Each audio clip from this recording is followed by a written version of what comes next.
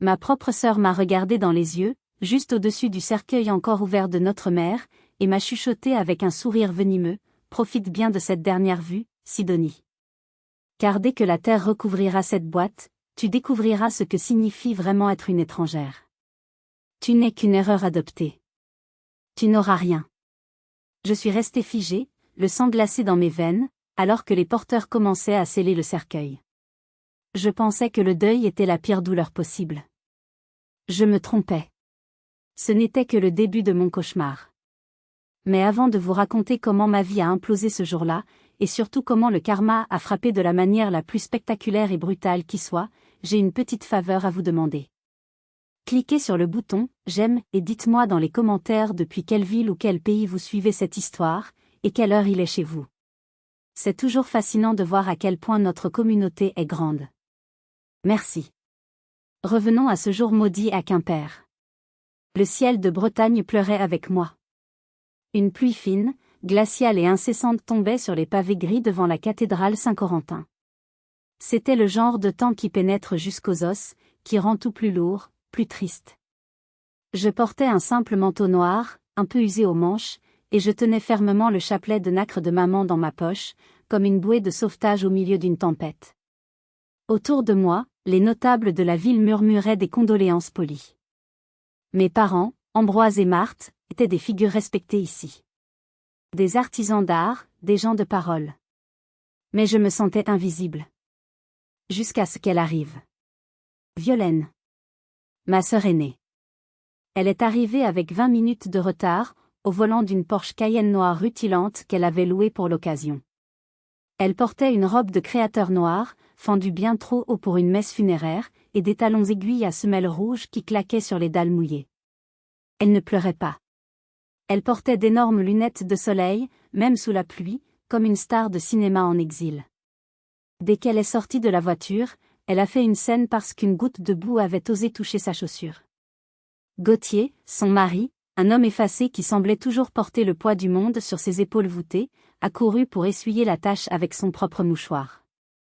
Je me suis avancée vers elle, voulant chercher un peu de réconfort fraternel. Après tout, nous étions désormais orphelines toutes les deux. Violaine, ai-je murmuré, tendant la main. Elle m'a repoussé du coude, sans même me regarder. Elle s'est dirigée vers le maître de cérémonie et a parlé assez fort pour que les premiers rangs l'entendent. Pourquoi a-t-on mis autant de chaises au premier rang? Il n'y a que moi et mon mari qui sommes la famille directe. Les employés et les pièces rapportées doivent s'asseoir au fond. Les employés? Pièces rapportées? Je me suis figée. Elle parlait de moi.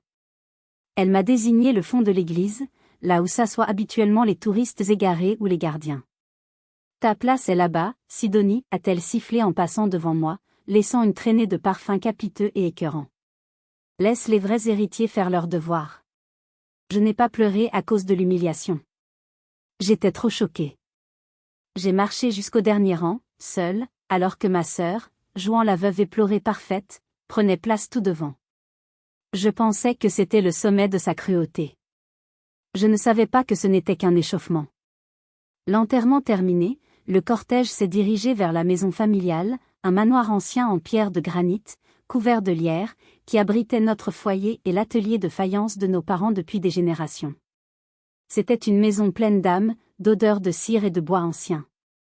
Mais aujourd'hui, elle semblait froide, hostile. Le « vin d'honneur » était une tradition incontournable. Les oncles, les tantes, les cousins éloignés, tout le monde était là, tenant des verres de cidre brut et grignotant des petits fours en parlant à voix basse de l'héritage.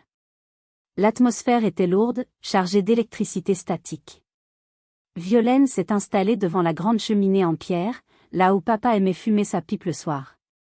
Elle tenait une coupe de champagne, pas du cidre, elle avait insisté pour du champagne et elle nous regardait tous comme une reine regardant ses sujets. Soudain, elle a tapoté son verre avec une cuillère en argent. Le tintement a fait taire la salle. Merci à tous d'être venus, a-t-elle commencé, sa voix faussement tremblante. C'est un jour terrible pour notre lignée. La lignée des Kervarec.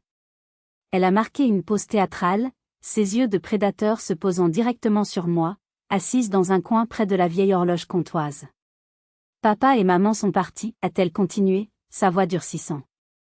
Et il est temps de mettre de l'ordre dans cette maison. Il y a eu trop de secrets, trop de charité mal placée. Elle a sorti une enveloppe Kraft de son sac à main de luxe.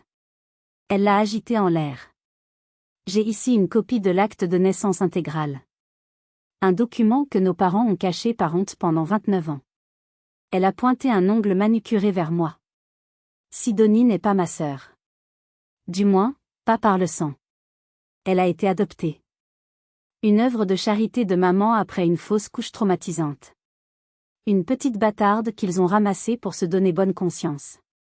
Un silence de mort est tombé sur le salon. On aurait pu entendre une mouche voler.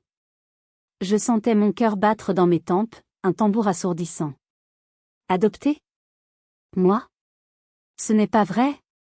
Ai-je balbutié, cherchant le regard de tante Rosaine, mais elle baissait les yeux, l'air coupable. Violaine a ri, un son sec et sans joie. Oh que si, ma pauvre. Et tu sais ce que ça veut dire ? En France, le sang est roi. Papa et maman m'ont tout laissé. Cette maison, l'atelier de faïence, les comptes bancaires, tout. L'estimation est de 3 millions d'euros. Et toi ?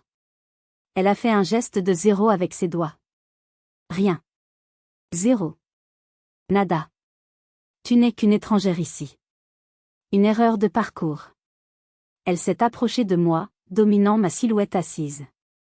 Elle a jeté un calendrier de poche sur mes genoux. Je suis généreuse. Je te donne 30 jours. 30 jours pour vider tes affaires de MON Atelier, de Emma Maison, et disparaître. Si tu restes une minute de plus, j'appelle les gendarmes pour violation de domicile.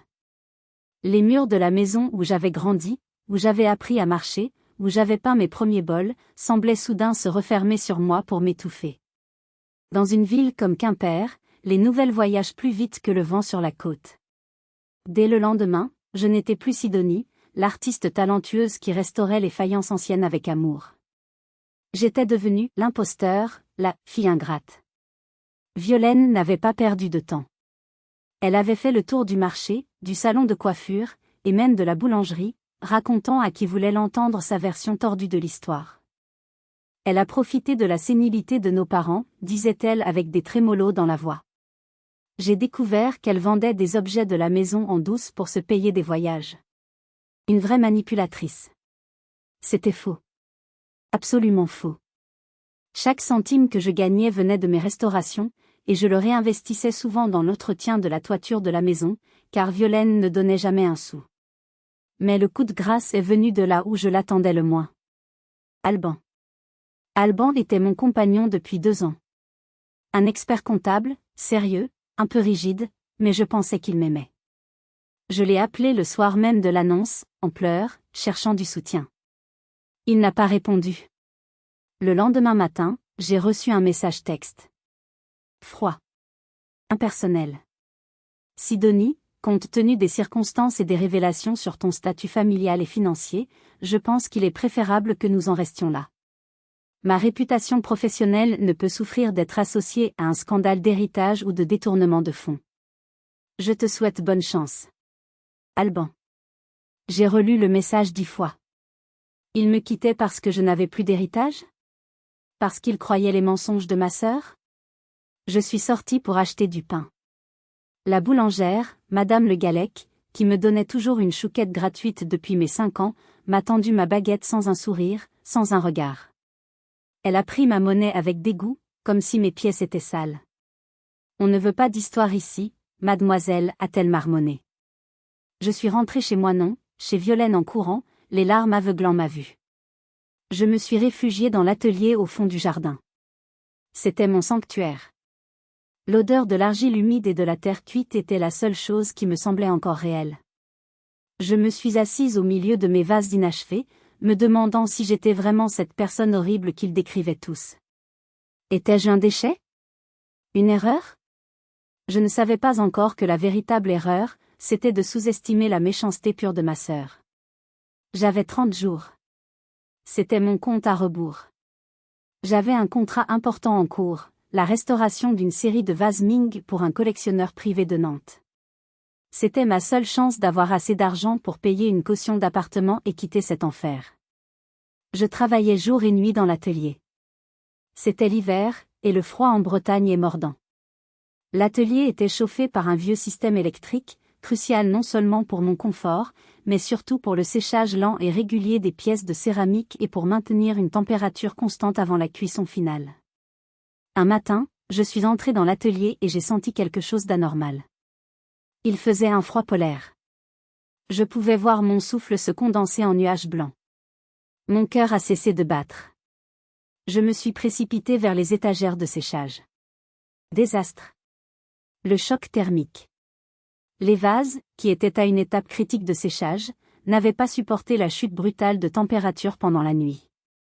De fines fissures, comme des toiles d'araignées maléfiques, parcouraient la surface délicate de l'argile. 3 semaines de travail minutieux. 5 000 € de commande. Tout était ruiné. J'ai couru vers le tableau électrique. Le disjoncteur principal de l'atelier avait été baissé. Pas sauté. Baissé. Manuellement. J'ai hurlé de rage et de désespoir. Je suis sortie en trombe dans la cour, prête à affronter le diable. Et le diable était là, à la fenêtre du premier étage de la maison principale. Violaine, en peignoir de soie, sirotait son café en me regardant.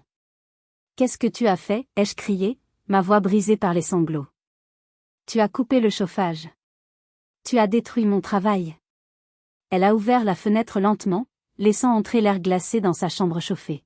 « Oh, c'est coupé » a-t-elle demandé avec une fausse innocence qui donnait la nausée. « L'électricité coûte cher, ma chère Sidonie. Et comme tu ne contribues pas aux charges de ma maison, j'ai pensé qu'il fallait faire des économies. C'est l'écologie, tu comprends ? C'était ma seule façon de partir d'ici. C'était mon argent pour le loyer. » Elle a haussé les épaules. « C'est dommage. Peut-être que tu devrais vendre ton corps ? Il paraît que c'est tout ce qui reste aux filles sans famille. » Elle a refermé la fenêtre, me laissant seule dans la boue, face à mes rêves brisés en 1000 morceaux. Je suis retournée dans l'atelier, j'ai ramassé les débris de vase, et pour la première fois, la tristesse a laissé place à une colère froide, dure, tranchante comme un éclat de céramique. Je ne savais pas encore comment, mais je savais que je ne la laisserais pas gagner. Mais d'abord, je devais survivre. Puisque je ne pouvais plus travailler, j'ai décidé d'utiliser mes derniers jours pour trier les affaires de papa qui étaient encore stockées dans une petite remise attenante à l'atelier. Violaine n'y mettait jamais les pieds, trop poussiéreux pour ses vêtements de marque. Je voulais récupérer ses croquis, ses vieux outils. C'était tout ce que je voulais garder de lui. En soulevant une pile de vieux magazines de l'Antiquaire, un petit carnet bleu à spirale est tombé. C'était son carnet de comptes personnels. Papa notait tout. C'était un maniaque du détail. J'ai feuilleté les pages, les larmes aux yeux, reconnaissant son écriture fine et pointue. 1998, 2005, 2010. Puis, quelque chose a attiré mon attention. À partir de 2007, une ligne apparaissait régulièrement, chaque mois. Retrait espèce, 500 €. Puis l'année suivante, retrait espèce, 800 €. En 2015, c'était monté à 2000 €. À côté de chaque retrait, une petite annotation cryptique, pour la paix. J'ai fait le calcul rapide. Sur 15 ans, cela représentait une somme colossale. Plus de 300 000 €. Papa et maman vivaient simplement. Ils ne partaient pas en croisière, ils ne changeaient pas de voiture. Où allait cet argent ? Pour la paix ? La paix de qui ? J'ai continué à fouiller. Dans une vieille boîte à chaussures contenant des factures de gaz, j'ai trouvé un talon de chèque déchiré, datant d'il y a 3 mois. Le bénéficiaire était gribouillé, mais on pouvait lire « V. Kervarek ». V. Kervarek. Violaine.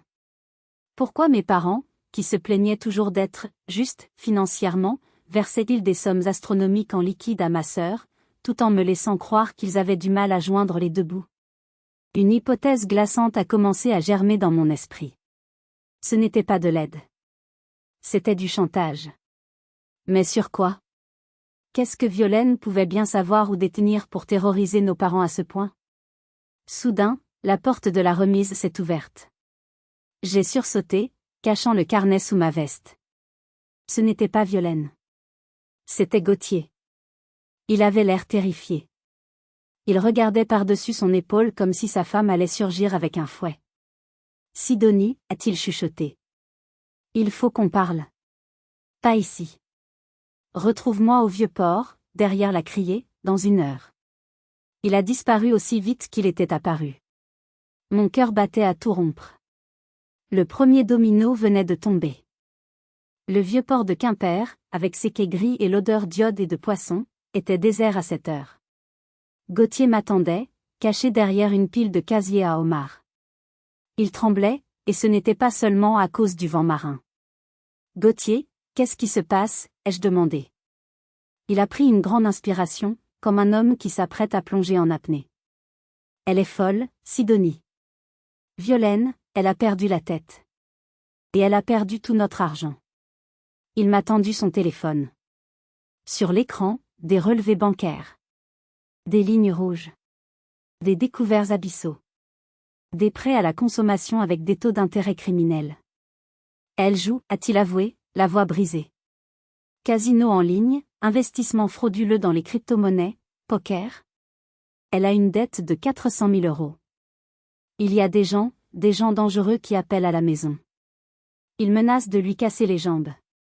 J'étais stupéfaite. 400 000 €? Mais, c'est pour ça qu'elle veut l'héritage tout de suite? C'est pire que ça, a continué Gauthier, les larmes coulant sur ses joues mal rasées. Elle volait tes parents depuis des années. Elle imitait la signature de ton père. Elle a vidé leur assurance vie complémentaire. Elle les menaçait. Elle les menaçait de quoi? Ai-je insisté, serrant le carnet bleu dans ma poche. Gauthier a secoué la tête. Je ne sais pas exactement. Elle leur disait toujours, si vous ne payez pas, je dirai la vérité à la bâtarde. C'est toi, la bâtarde, Sidonie. Elle tient un secret sur toi. Et c'est pour ça qu'il payait. Pour te protéger. Je me suis adossée au mur humide, le souffle coupé. Mes parents n'étaient pas faibles. Ils étaient otages. Otages de leur propre fille pour me protéger d'une vérité inconnue. Pourquoi tu me dis ça maintenant, Gauthier? Parce qu'elle veut vendre la maison la semaine prochaine. À un promoteur véreux, pour la moitié de sa valeur, juste pour avoir du cash liquide tout de suite. Elle va détruire l'héritage de tes parents. Et, j'ai peur pour mes enfants. Je ne veux pas qu'ils grandissent avec une mère criminelle. Il m'a saisi le bras. Fais attention, Sidonie. Elle est désespérée. Et une bête désespérée est capable de tout. Je l'ai regardé s'éloigner, le dos voûté par la honte. La colère en moi s'est transformée en une détermination froide. Violaine n'était pas seulement une peste. C'était une criminelle qui avait tourmenté mes parents jusqu'à leur mort. Avant que je continue et que je vous raconte comment le notaire est entré en scène pour tout changer, j'ai une question pour vous. Si vous découvriez que votre frère ou votre sœur a fait chanter vos parents pendant des années, que feriez-vous? Appelleriez-vous la police tout de suite, ou chercheriez-vous à vous venger vous-même? Dites-le moi dans les commentaires ci-dessous. Le lendemain matin, mon téléphone a vibré. Un numéro masqué. J'ai hésité, pensant au créancier de Violaine, mais j'ai décroché. Mademoiselle Kervarec? Ici Maître Kerverne. Maître Kerverne. Le notaire de famille depuis 40 ans. Un homme de l'ancienne école, droit comme un i, avec une voix qui sentait le vieux papier et la loi. Maître, Violaine a dit que je n'avais rien. Que le testament. Ne parlez pas au téléphone, m'a-t-il coupé sèchement. Les murs ont des oreilles, et votre sœur a malheureusement les bras longs en ce moment. Je ne peux pas vous recevoir à l'étude, sa voiture est garée en face depuis 2 jours, elle surveille mes clients. Retrouvez-moi à la crêperie, le Far West à Bénodet, à 14 h. Soyez discrète. Il a raccroché. J'ai pris le bus pour Bénodet, une petite station balnéaire voisine, le cœur battant la chamade. Maître Kerverne était assis au fond de la salle, devant une galette complète qu'il ne touchait pas. Il avait l'air grave. Sidonie, a-t-il dit en me voyant. Il a posé une main paternelle sur la mienne. Je suis désolé pour ce que vous traversez. Vos parents m'avaient prévenu que ce jour arriverait, mais j'espérais que Violaine aurait un sursaut d'humanité. Elle dit que je suis adoptée, maître. Que je n'ai aucun droit. Il a soupiré, retirant ses lunettes pour les essuyer. C'est compliqué, Sidonie. Juridiquement, la situation, complexe. Mais vos parents n'étaient pas des imbéciles. Ils savaient qui était leur fille aînée. Ils savaient qu'elle était un panier percé et une âme tourmentée par l'envie. Il a glissé une petite enveloppe Kraft sur la nappe à carreaux rouges. Qu'est-ce que c'est? C'est une clé. La clé d'un coffre-fort à la Banque Crédit Agricole, agence du centre. Coffre numéro 402. Vos parents l'ont loué à votre nom il y a 15 ans. Violaine ne connaît pas son existence. Seuls vous et moi savons. Qu'y a-t-il dedans? La vérité, à 10 mètres Kerverne, son regard planté dans le mien. Et l'arme dont vous aurez besoin pour la détruire. Allez-y maintenant. Mais attention, Sidonie. Ce que vous allez découvrir risque de changer votre vision de votre famille à jamais. Est-ce que je suis vraiment une erreur? Ai-je demandé, la voix tremblante. Le vieux notaire a eu un sourire triste. Vous découvrirez bientôt que dans cette histoire, l'erreur n'est pas celle qu'on croit. Je suis sorti de la crêperie avec la clé brûlant ma paume. J'avais l'impression de tenir une grenade dégoupillée. Je ne savais pas encore que cette grenade allait faire exploser tout l'univers de Violaine. La salle des coffres de la banque était silencieuse, climatisée, aseptisée. Le banquier m'a laissé seul avec le boîtier métallique gris. Mes mains tremblaient tellement que j'ai mis 2 minutes à réussir à insérer la clé. Le coffre s'est ouvert avec un déclic satisfaisant. À l'intérieur, pas de lingots d'or, pas de liasses de billets. Juste un dossier épais en cuir et une clé USB. Et une lettre, posée dessus, avec mon nom écrit de la main tremblotante de maman. J'ai ouvert la lettre en premier. Ma chérie Sidonie, si tu lis ceci, c'est que nous sommes partis et que Violaine a mis ses menaces à exécution. Pardonne-nous de t'avoir caché les choses, mais nous voulions préserver ton innocence.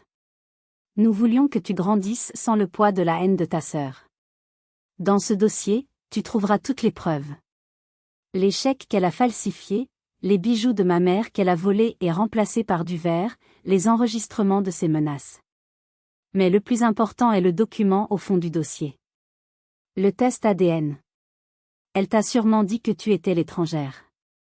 La vérité est tout autre. Regarde les résultats. Et reprends ce qui t'appartient. On t'aime plus que tout. Maman et papa. J'ai essuyé mes larmes et j'ai pris le dossier. J'ai feuilleté les pages. C'était accablant.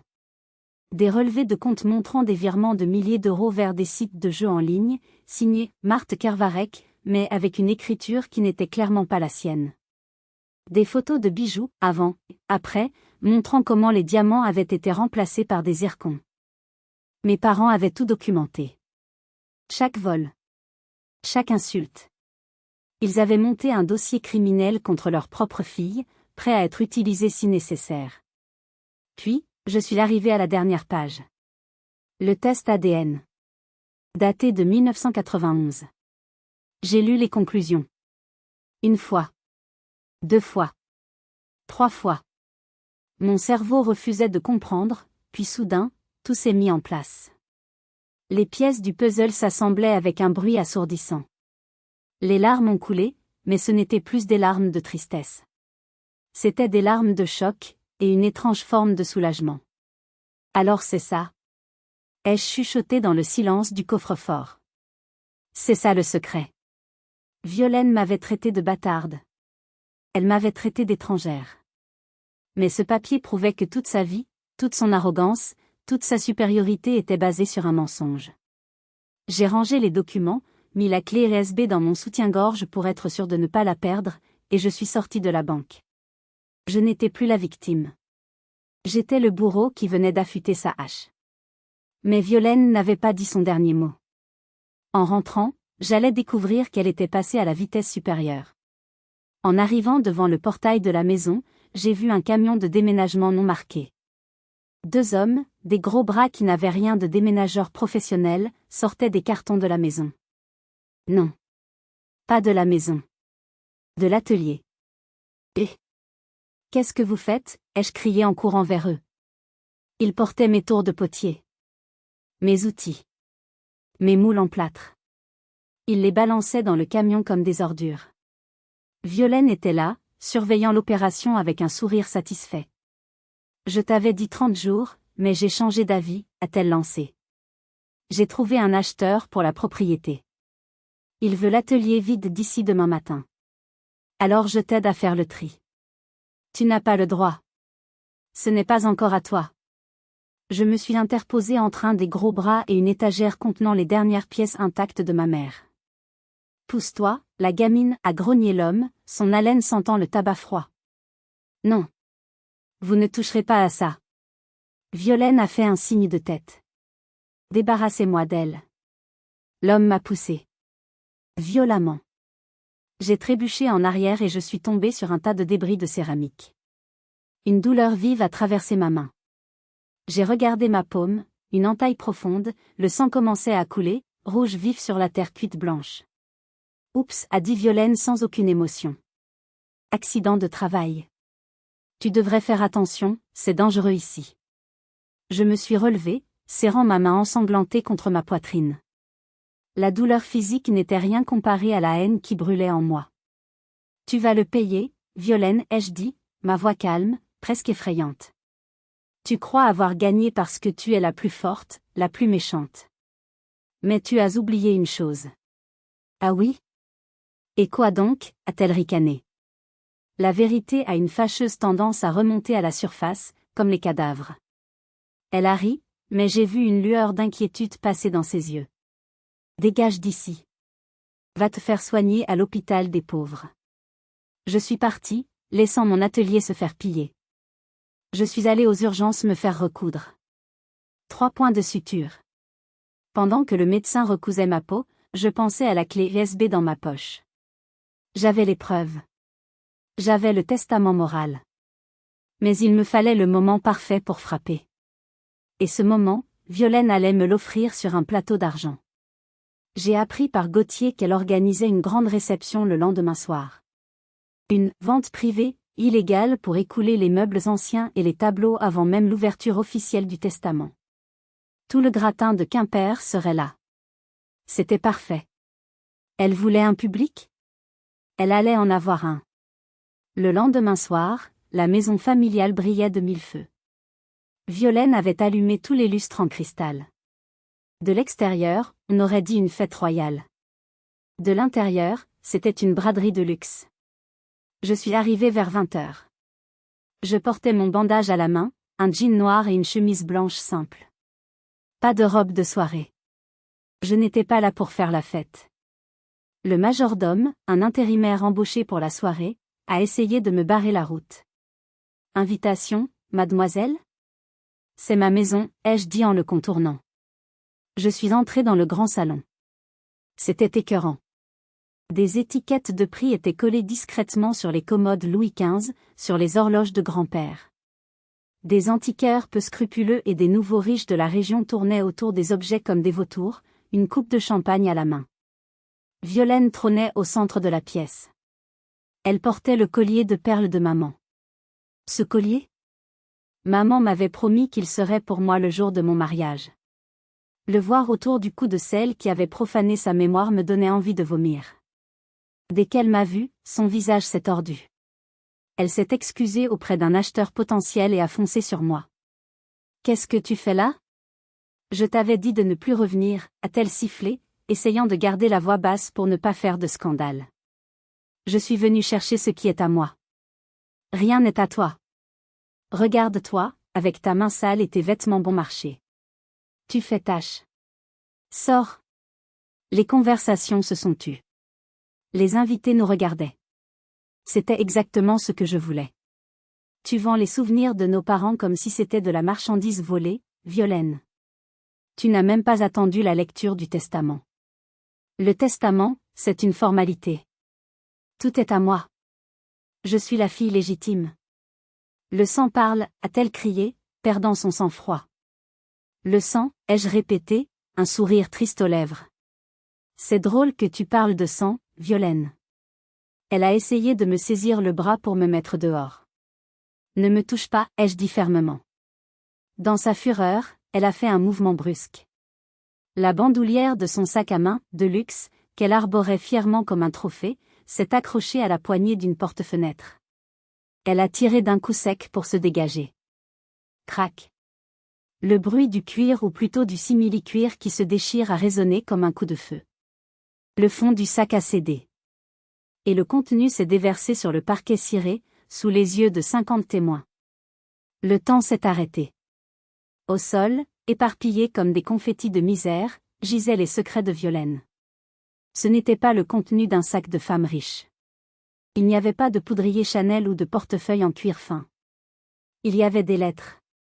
Des dizaines d'enveloppes rouges avec la mention « Urge », dernier avis avant huissier. Des lettres de société de crédit à la consommation. Une mise en demeure d'un casino. Et, plus pathétique encore, des boîtes de médicaments anxiolytiques vides. Un silence gêné a envahi la salle. Un des invités, un antiquaire connu de la région, s'est penché et a ramassé un papier qui avait glissé près de son pied. « Madame Kervarec » a-t-il lu à haute voix, ajustant ses lunettes. Ceci est un avis de saisie sur salaire pour dette de jeu impayée d'un montant de 45 000 €. Violaine est devenue écarlate, puis blanche comme un linge. Elle s'est jetée au sol, essayant de ramasser les papiers frénétiquement, comme un animal blessé essayant de cacher ses entrailles. « Ce n'est pas à moi. C'est une erreur. Donnez-moi ça, hurlait-elle. Mais le mal était fait. L'illusion de la riche héritière venait de voler en éclats. Son sac, Hermès, dont la couture déchirée montrait clairement du carton et de la colle bon marché, gisait là comme la preuve ultime de sa vie de mensonge. « C'est du faux », a murmuré une dame en fourrure en pointant le sac. « Mon Dieu, tout est faux chez elle. » Je l'ai regardée, rampant au sol. Je n'ai ressenti aucune pitié. « Tu voulais vendre la maison pour payer tes dettes, n'est-ce pas ?» ai-je dit fort. « Tu n'en as rien à faire de papa et maman. Tu as juste besoin de cash pour ne pas finir en prison. » Violaine s'est relevée, les yeux fous. « Tais-toi. Tais-toi, sale voleuse. Tu as tout manigancé. » Elle s'est précipitée vers moi pour me frapper. C'est à ce moment précis que la porte d'entrée s'est ouverte à la volée. Arrêtez tout immédiatement. Une voix de tonnerre. C'était Maître Kervern. Et il n'était pas seul. Derrière lui, un homme en uniforme avec une mallette, un huissier de justice et 2 gendarmes. La fête était finie. La réalité venait de frapper à la porte. Maître Kervern est entré dans le salon, son long manteau noir flottant derrière lui comme une cape de justicier. Les gendarmes se sont postés de chaque côté de la porte, bloquant toute sortie. « Madame Violaine Kervarec » a annoncé l'huissier. Sur ordre du tribunal de Quimper, nous procédons à la mise sous scellés immédiate de cette propriété et de tous les biens qu'elle contient. Toute tentative de vente ou de déplacement d'objets est désormais un délit pénal. Les invités ont commencé à poser leurs verres et à se diriger vers la sortie, tête basse, ne voulant pas être mêlés à une descente de police. Violaine tremblait de tout son corps. « Vous n'avez pas le droit. C'est ma maison. Je suis l'héritière. » Maître Kervern s'est avancé vers elle, calme, imperturbable. « Vous êtes l'héritière présumée, madame. Mais au vu des preuves de détournement de fonds et d'abus de faiblesse qui ont été présentées au juge cet après-midi par votre sœur, une enquête est ouverte. » Il s'est tourné vers l'assemblée qui se dispersait. « La lecture officielle du testament et le règlement de la succession auront lieu demain matin à 10 h, au palais de justice, salle 3. Puisque madame Kervarec aime le public, nous ferons cela de manière officielle. » Violaine m'a foudroyé du regard. « Tu as osé. » « J'ai osé, ai-je répondu. J'ai osé protéger ce qui reste de la dignité de nos parents. » Les gendarmes ont commencé à faire sortir tout le monde. Ils ont demandé à Violaine de ne toucher à rien et de quitter les lieux pour la nuit, la maison étant désormais sous séquestre. Elle a dû partir avec son sac déchiré sous le bras, sous la pluie, sans sa Porsche, qui, je l'apprendrai plus tard, avait été reprise par le loueur pour défaut de paiement. Je suis restée un instant avec Maître Kervern. « Soyez prête pour demain, Sidonie, m'a-t-il dit.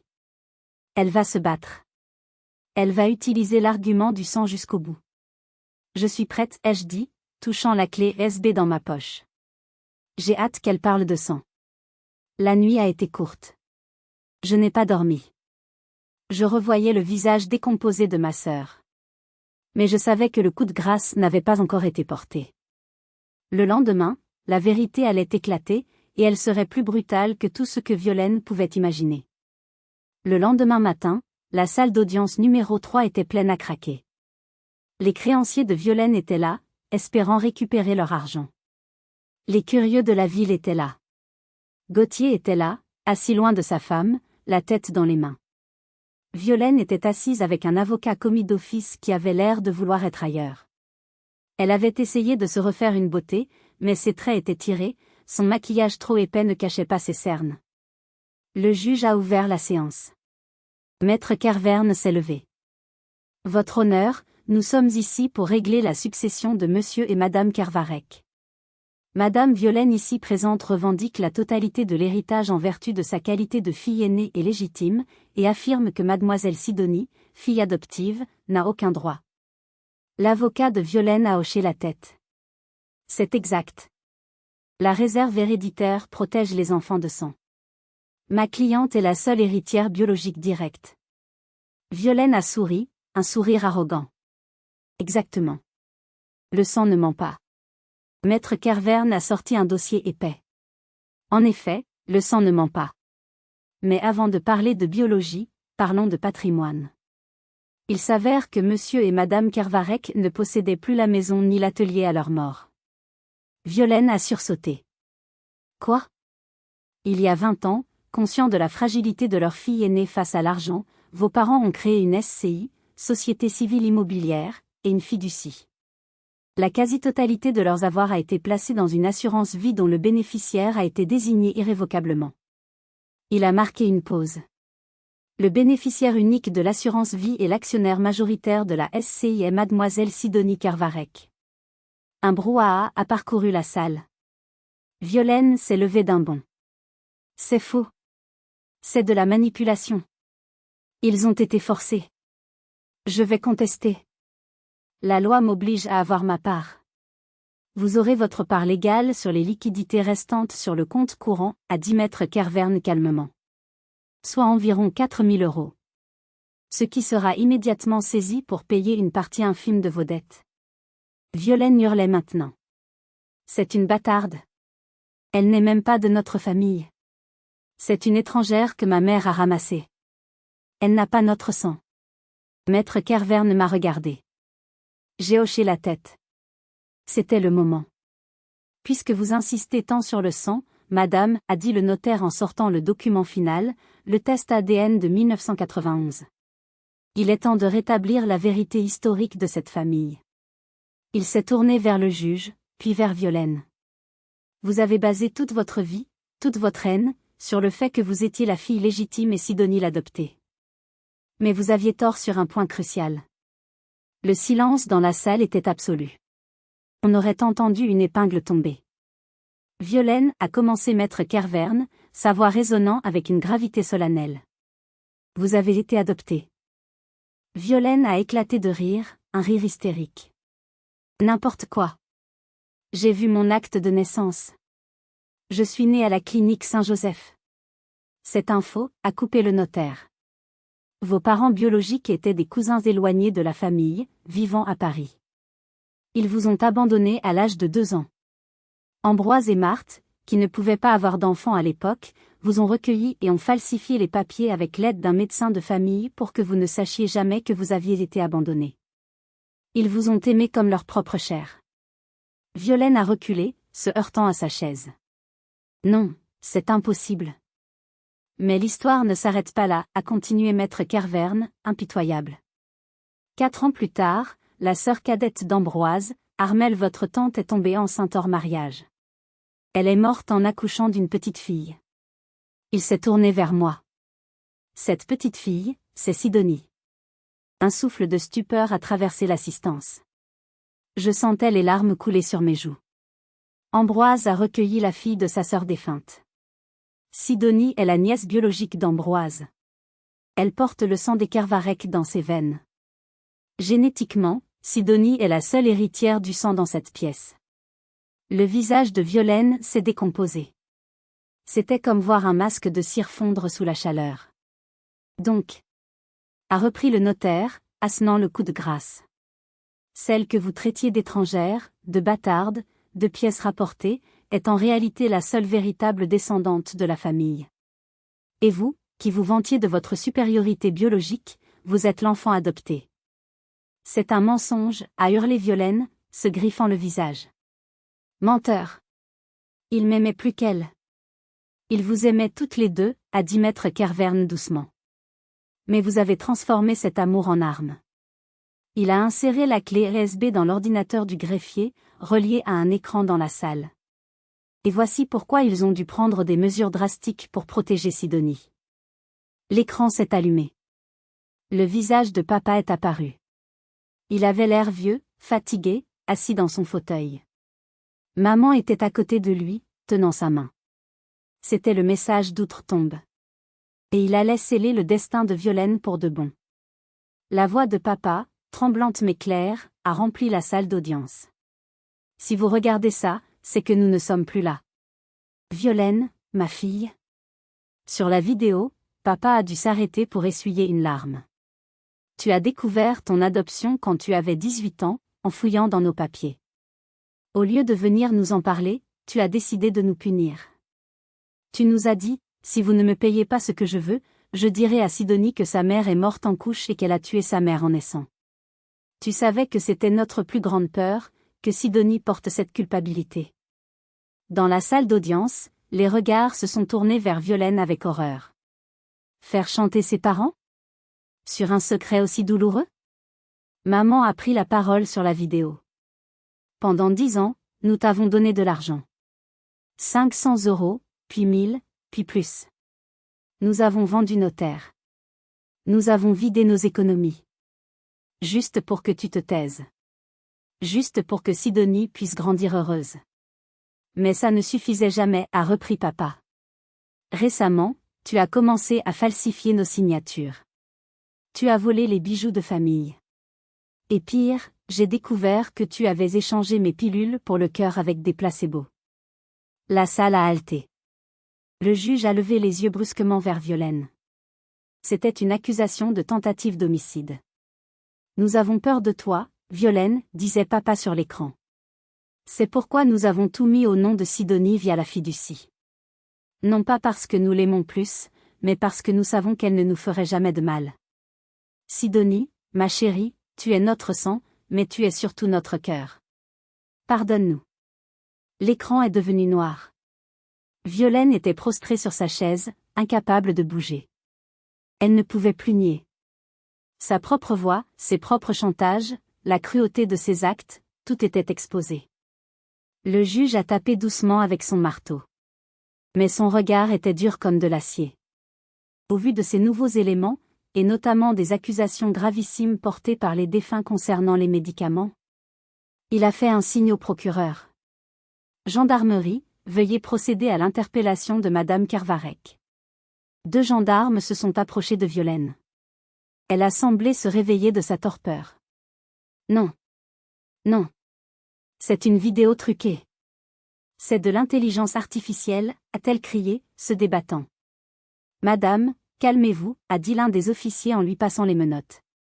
Le cliquetis du métal a résonné comme une musique divine à mes oreilles. Gauthier. Dis-leur, a-t-elle hurlé vers le fond de la salle.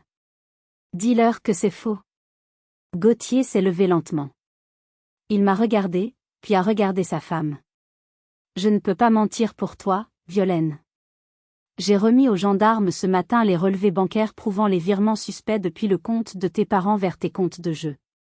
Et, j'ai trouvé les vrais médicaments de ton père cachés dans ta table de nuit.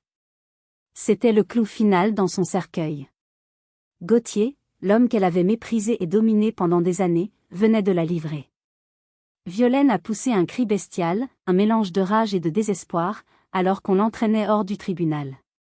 Ses talons ont raclé le sol, laissant des marques noires, comme si le diable lui-même essayait de s'accrocher avant d'être renvoyé en enfer. Le juge m'a regardé. Mademoiselle Kervarec, la fiducie est validée. Vous êtes l'unique propriétaire des biens. Toutes mes condoléances pour vos parents, et pour ce que vous avez dû endurer.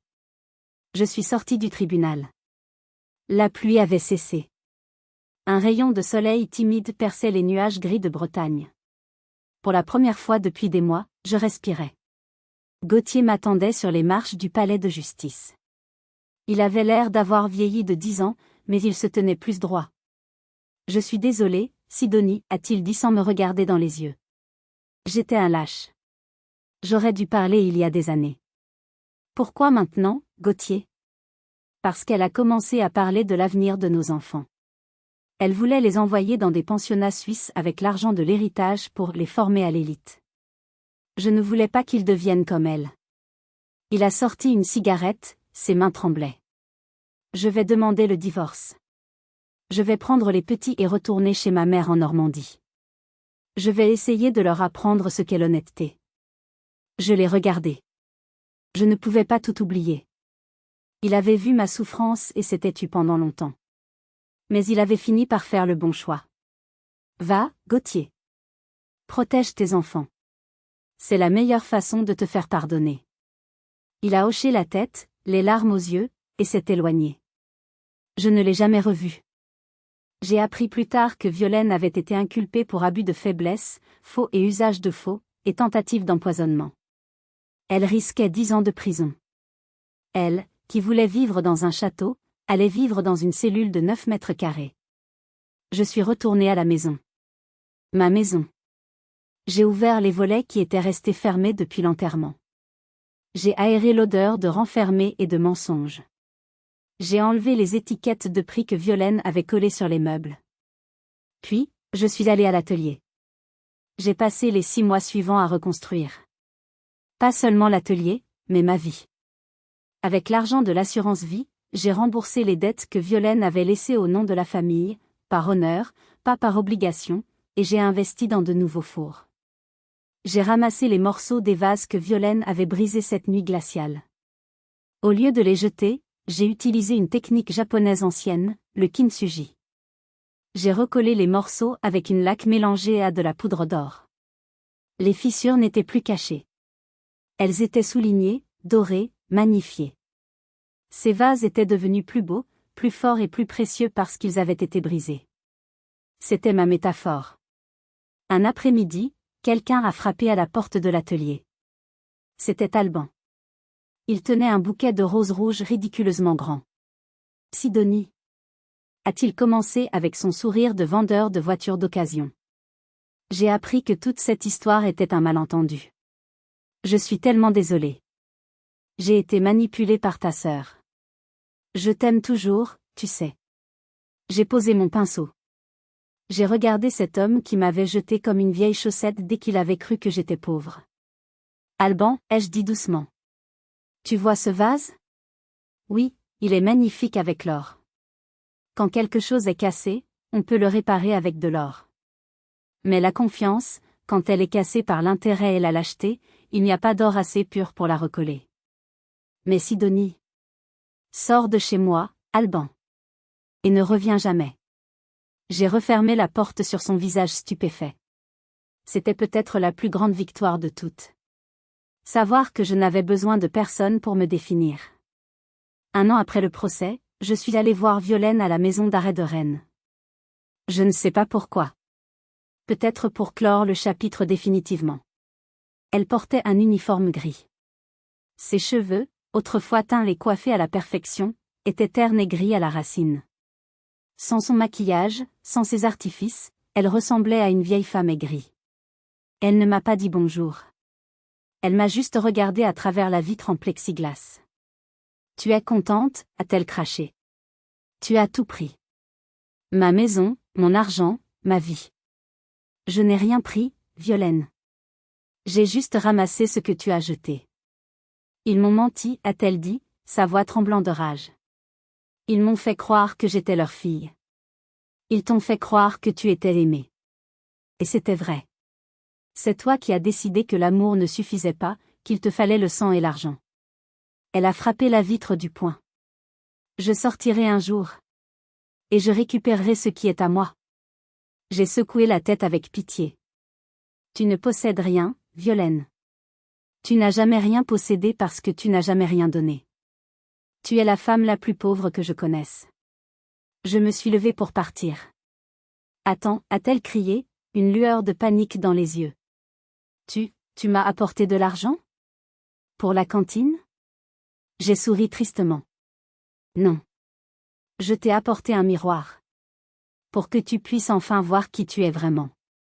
Je suis partie sans me retourner, laissant ses cris résonner dans le couloir vide. C'était fini. Elle appartenait au passé. Aujourd'hui, l'atelier, Céramique Kervarek, est plus prospère que jamais. Mais je ne travaille pas seule. J'ai ouvert un programme d'apprentissage pour les jeunes sortis du système d'adoption ou de foyer, ceux qu'on appelle les cas difficiles. Je leur apprends à travailler la terre.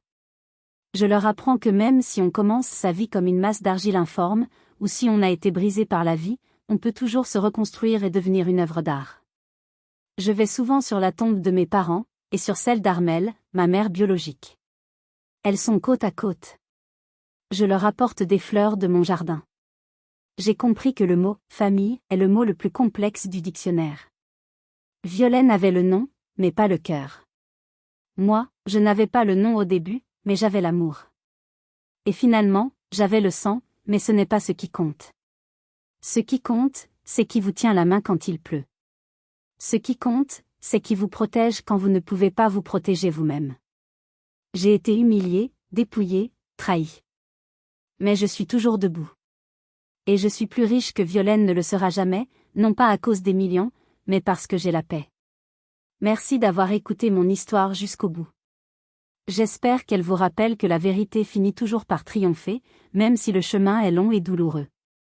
Si cette histoire vous a touché, ou si vous avez vous aussi vécu des conflits familiaux où l'argent a révélé le vrai visage des gens, s'il vous plaît, partagez votre expérience dans les commentaires. Et n'oubliez pas de vous abonner pour ne pas manquer les prochaines histoires. Prenez soin de vous et de ceux que vous aimez vraiment. À bientôt.